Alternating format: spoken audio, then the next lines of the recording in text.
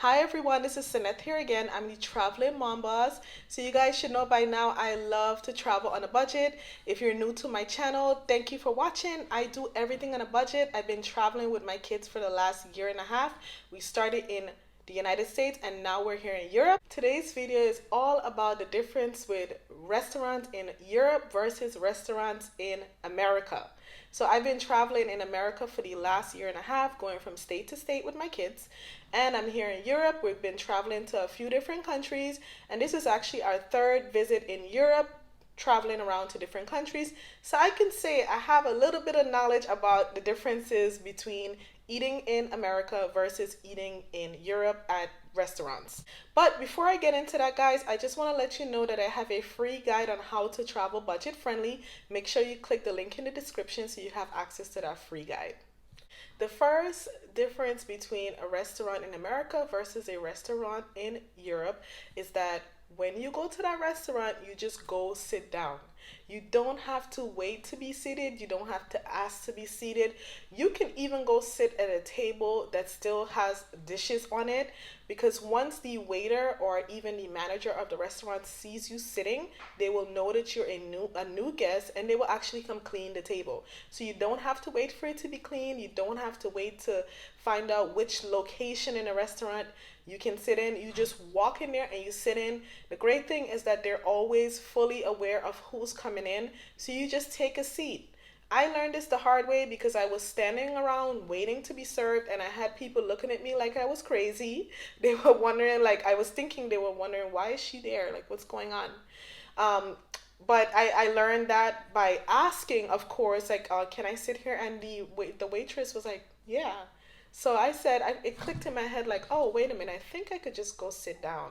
So to avoid you guys that embarrassment, just go ahead and sit down. If you feel uncomfortable, you can definitely ask about it, but you are free to sit wherever you want to in the restaurant.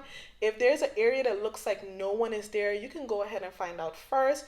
But I just want to let you guys know it's perfectly fine to go sit down and wait to be served. The second thing that I want to share with you guys that's different about being in a restaurant in Europe versus being in a restaurant in America is that you can go to a restaurant in Europe and you can order like one thing. It can be even water, a coffee, a soda, and you can just sit there and just drink that. There is no pressure to order food or anything like that. As a matter of fact, there are many restaurants that's designated just for drinking, like coffee, beer, alcohol, whatever it may be. It's like a cafe basically. So it's a thing that a lot of Europeans do. They go and they sit down, they drink, and they converse with each other. That goes into my third difference between being at a restaurant in Europe versus being at a restaurant in America. And that is that there's no rush to leave. When I've visited many different restaurants throughout America, there's always a pressure, like a rush to hurry and eat.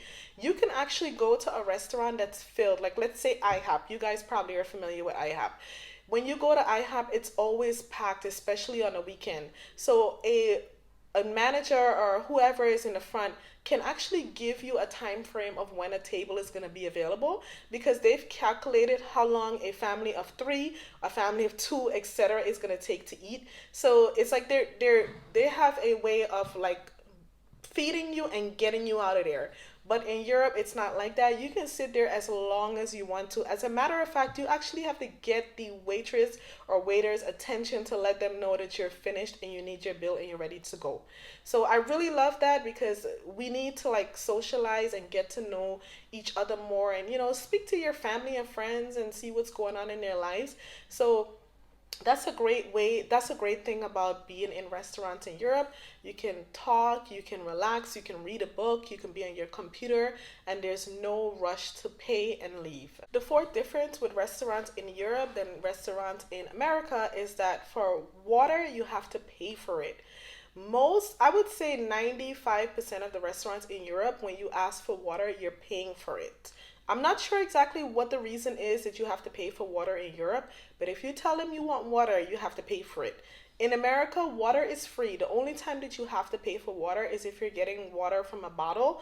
But I believe that they're giving tap water in America. I'm not sure, but water is usually free in America. But whenever you say water that you want water in Europe, you do have to pay for it.